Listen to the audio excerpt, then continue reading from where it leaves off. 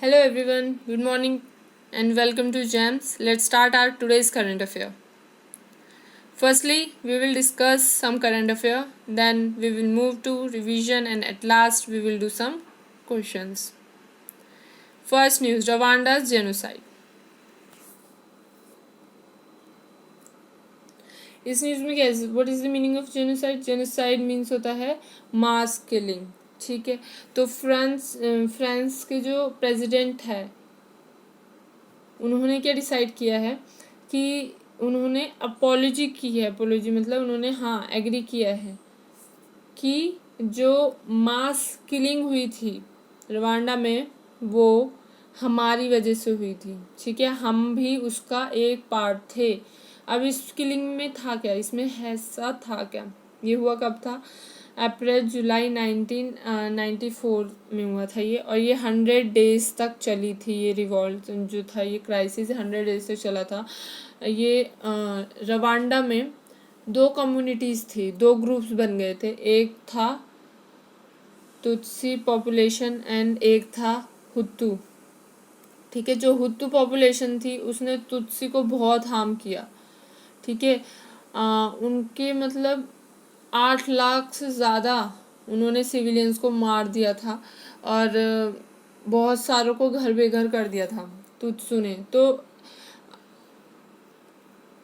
हुतू ने, जो तुत्सी था उनका उनका जम्पशन था कि इनको जो साथ दे रहा है वो फ्रांस दे रहा है।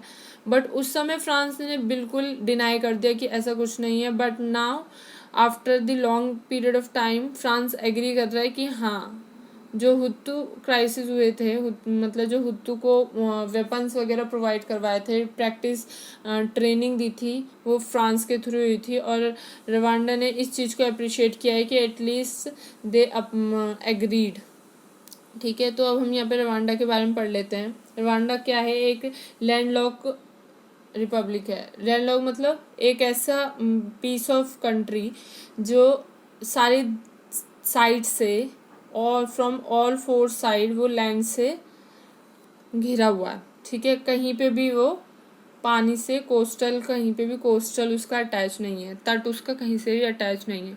और इसको यहाँ पे बोला जाता है लैंड ऑफ 1000 सिटी हिल्स, और ये इसकी कैपिटल है, ठीक है। Let's move to next one. Pfizer vaccine के बारे में यहाँ पे बोला गया है कि फाइजर वैक्सीन सप्लाई हो जाएगी, स्टार्ट हो जाएगी उसकी मई के एंड तक, और मई के एंड जुलाई तक, मई जुलाई तक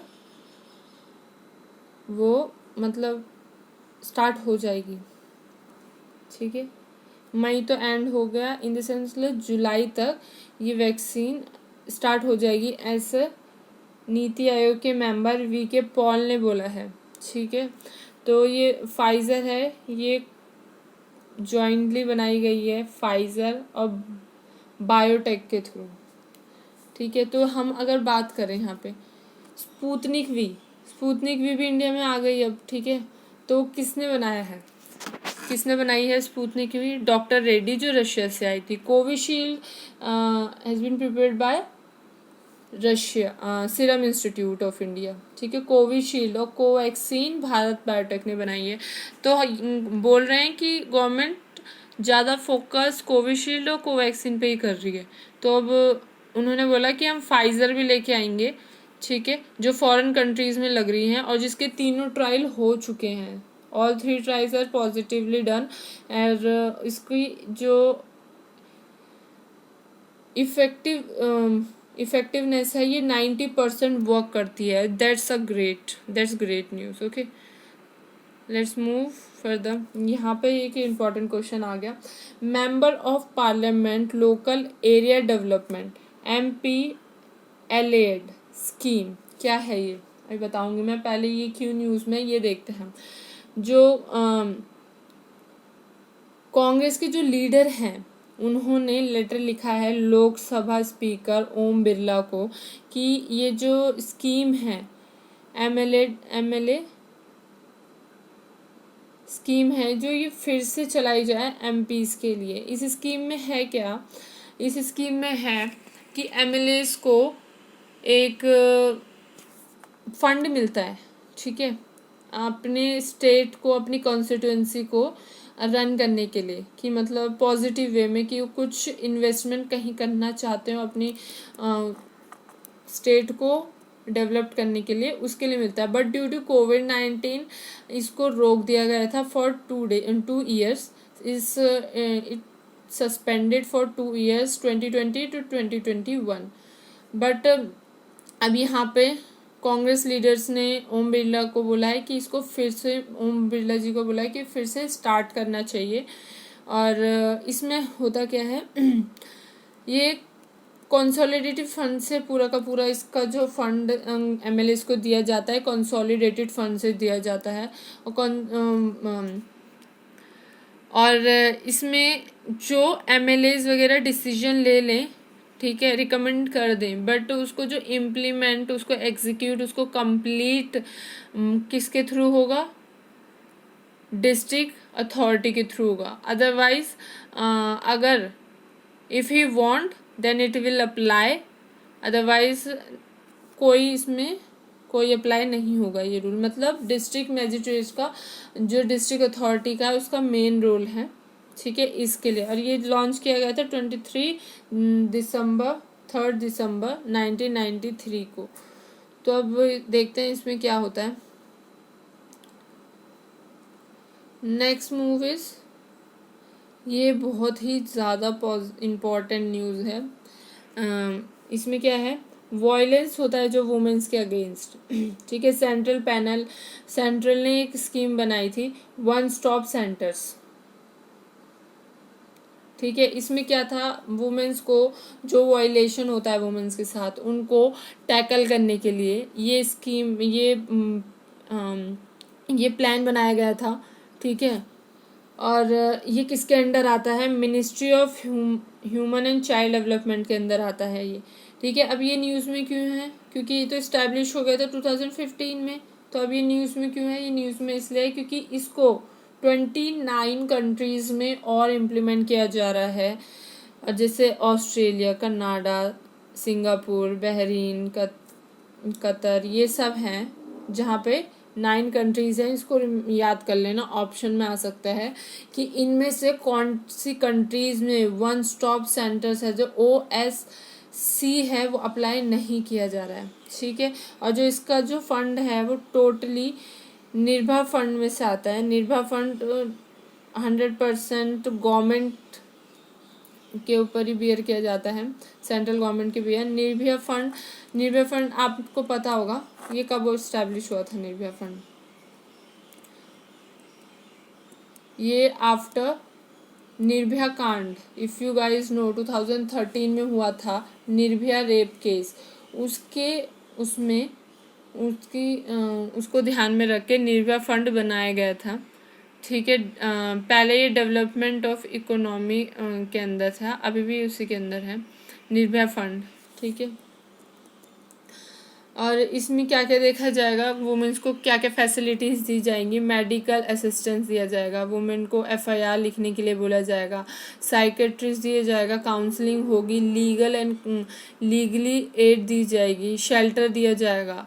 कोई अगर इन केस कोई घर से, मतलब उनके पास घर नहीं रहता है, कुछ इशू हो जाता है, तो उनको शेल्टर भी प्रोवाइड किया जाएगा। और वीडियो काउंसलिंग फैसिलिटीज़ भी इसमें प्रोवाइड की जाएगी। बहुत ही बढ़िया एक इन्होंने पोर्टल, एक प्लान निकाला है। If it works otherwise it when totally, okay. अब है डिफेंस मिनिस्ट्री। जो डिफेंस मिनिस्ट्री है, उन्होंने एक सेहत पोर्टल भी निकाला है। मैं अगर बताऊं तो, मैंने अगर पहले आपको बताया होगा, if you guys remember, then जो संजीवनी पोर्टल है वो भी निकाला गया था डिफेंस मिनिस्ट्री के, आर्मी के थ्रू। और ये सेहत भी निकाला गया है डिफेंस मिनिस्ट्री के थ्रू, ठीक है। तो इसमें क्या है, जो संजीवनी पोर्टल है इसमें मेजर डिफरेंस बता देती हूँ मैं आपको इन दोनों में। संजीवनी पोर्टल सब के लिए, पूरी कंट्री में, इंडिया में कोई भी इसको यूज़ कर सकता है, इस पोर्टल का बेनिफिट उठा सकता है। अभी तक 5 लाख लोगों ने इसके बेनिफिट ले लिया है। इसमें क्या होता है, डॉक्टर टू डॉक्टर टॉक हो सकती है, डॉक्टर टू डॉक्टर, और डॉक्टर टू पेशेंट भी टॉक हो सकती है। तो it is for everyone, either you are doctor और you are patient. Okay, so तो ये टेली मेडिकल फैसिलिटी है, मेडिसिन फैसिलिटी है, मतलब फ़ोन पे वो तुम्हें फ़ोन पे बताएंगे। ये टेली मेडिसिन फैसिलिटी पोर्टल है ये। मिनिस्ट्री ऑफ राजनाथ सिंह के थ्रू, मिनिस्टर राजनाथ सिंह के थ्रू इसको लॉन्च किया गया था। ठीक है, ये भी सेहत की फुल फॉर्म। ओके, और यहाँ पे संजीवनी पोर्टल के बारे में अगर आपको याद है तो बहुत अच्छा है। ओके, प्रीवियस न्यूज़ को भी रिवाइज करते रहना, आगे उससे रिलेटेड न्यूज़ ऐड होती रहती है। ओके, नेक्स्ट WHO ने फिर से WHO ने एक फैसिलिटी वो प्रोवाइड किया है। इसमें क्या है, लॉन्च किया है first WHO bio hub facilities. इसमें ये कोलैब कर रहा है स्विट्ज़रलैंड के द्वारा। ठीक है, स्विट्ज़रलैंड से ही कोलैब कर रहा है। इसमें ये वही है, ये जो स्प्रेड वगैरह है, ठीक है, उनको ध्यान देंगे, उनको मतलब अभी से, जैसे कोविड-19 में we was not aware about this disease, तो हमें बहुत ज़्यादा उससे बेयर करना पड़ा। तो अब WHO ऐसे इनिशिएटिव्स उठा रहा है जिससे हम पहले से ही अवेयर रहें, हमें एटलीस्ट पता तो चले कि ये किस काइंड ऑफ की डिजीज़ है। कोविड-19 में तो हमें बिल्कुल भी हमें आइडिया नहीं था कि ये कैसा डिजीज़ है, बट तो इसको ध्यान पर रख के जो WHO है ऐसे स्टेप उठा रहा है। पहले भी लास्ट सेशन में आपको बताया था अप वन हेल्थ पैनल। ये भी एक पैनल था जिसमें एनिमल टू ह्यूमन डिजीज़ को मेज़र किया जाएगा, मतलब उनको देखा जाएगा। ठीक है, उनको कौन से डिजीज़ कहते हैं, उनको कहते हैं जूनोटिक डिजीज़। ठीक है, तो उन पे ध्यान दिया जाएगा। तो ये और इसमें क्या दिया जाएगा, स्विट्ज़रलैंड के और WHO के कोलैब से ये बना है first WHO bio hub facility. इसमें जो इन्फेक्टेड डिजीज़ है लाइक कोरोना वायरस वगैरह, जो जर्म्स वगैरह बैक्टीरिया से रिलेटेड हैं, उनको यहाँ टैकल किया जाएगा। ठीक है, नेक्स्ट इज ये कर्नाटक है, उसने गवर्नमेंट ने एक पोर्टल लॉन्च किया है, आकांक्षा ओम CSR एक्टिविटीज़। ये पोर्टल है। इस पोर्टल में क्या है, CSR का मतलब होता है कॉर्पोरेट सोशल रिस्पॉन्सिबिलिटीज़। ओके, तो इसमें क्या है, कंपनी एक्ट 2013 के अंडर ये मैंडेटरी होता है कि जो एम्प्लॉयज़ की जो एवरेज नेट प्रॉफिट होता है जो कंपनी का, उसमें से 2%, कंपनी का जो एवरेज नेट प्रॉफिट होता है उसमें से 2% इस फंड के अंदर जाएगा। ये फंड किसके लिए होता है, किसके लिए प्रोसेस किया जाता है, ये फंड नॉन प्रॉफिट ऑर्गेनाइजेशन के लिए, NGOs, ठीक है, उसके लिए यूज़ किया जाता है। तो कर्नाटक सरकार ने बहुत ही अच्छा इनिशिएटिव उठाया कि यहाँ ट्रांसपेरेंसी रहेगी। ठीक है, anyone can go there and watch what is happening with there money. Okay, जो उन्होंने कंपनीज ने जो मनी प्रोवाइड की है उसके साथ क्या हो रहा है वो जान सकता है। यहाँ पे एक ट्रांसपेरेंसी रहेगी, और जो ट्रांसपेरेंसी है वो बहुत ही इम्पोर्टेंट फैक्टर बन जाता है, और जिस केरला सरकार ने जिस पे ध्यान दिया। ठीक है, नाउ नेक्स्ट इज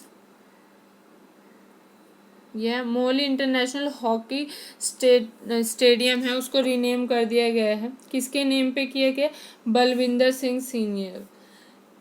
ये भी एक अच्छा इनिशिएटिव है कि अपने जो प्लेयर हैं लाइक लीडर्स हैं उनके नाम पे किसी स्टेडियम का नाम तुम रखते हो, this is very good initiative. उनको याद रखेंगे लोग कि हाँ ये भी ये एक प्लेयर थे जिन्होंने हमारे लिए ये किया था। तो बलविंदर सिंह है जो उन्होंने बलवीर सिंह सीनियर उनके नाम पे मोहाली इंटरनेशनल हॉकी स्टेडियम का रीनेम किया जाएगा। उनकी जो ओकेजन था फर्स्ट डेथ एनिवर्सरी, ठीक है, उस ओकेजन में ये डिसीजन लिया गया, ठीक है। उसका जो स्टेडियम का नाम होगा वो होगा Olympian Balbir Singh senior international hockey stadium. Okay, तो इन्होंने ये पहले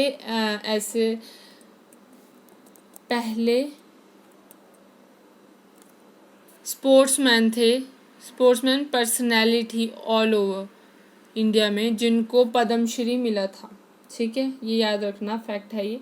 पहले स्पोर्ट्समैन थे जिन्हें पद्मश्री मिला था फर्स्ट टाइम, ठीक। Next is Bharat Ratna professor CNR Roy received any international award. Any international award क्या है ये, इसको हम बोलते हैं एनर्जी फ्रंटियर अवार्ड भी बोलते हैं, ठीक है ना। तो ये किसको मिला है, CNR राव ने रिसीव किया है ये अवार्ड, ठीक है। और इसको नोबेल प्राइज है ये इसका क्या पोजीशन क्या है, इसको मतलब इतना हाइप क्या हाइप है इसका, ये एक नोबेल प्राइज है इन एनर्जी रिसर्च, ठीक है। ये एक एनर्जी रिसर्च में नोबेल प्राइज है। 2020 का अवार्ड किसे मिला है, CNR रॉय। ओके, नेक्स्ट हम रिवीजन में मूव कर गए हैं। Revision is important, let's start our revision. Okay, ये वही है अभी हमने पढ़ा था, हॉकी स्टेडियम का नाम मोहाली का नाम बलवीर सिंह सीनियर के नाम पे रखा गया है, ठीक है। और ये अभी पढ़ा हमने Bharat Ratna professor CNR Roy receive इन्होंने किया है एनर्जी फ्रंटियर अवार्ड, इन्होंने रिसीव किया है। कर्नाटक के जो गवर्नर हैं उन्होंने आकांक्षा पोर्टल रिसीव किया है। डिफेंस मिनिस्ट्री ने सेहत ऐप बनाया है, ठीक है। नाउ इट्स टाइम क्वेश्चन करेंगे हम। Which country signed an MOU with World Health Organization to launch the first WHO biohub facility for pathogen storage, sharing and analysis, ठीक है। कौन है ये, फ्रांस के थ्रू इसने WHO ने पोर्टल साइन किया है। जापान, नॉर्वे और स्विट्जरलैंड, तो correct answer is D। Okay, we have done with questions also. Hope you like it, and this is of the day. Okay, I'm done with today's current affair. Thank you so much. Thanks for watching this.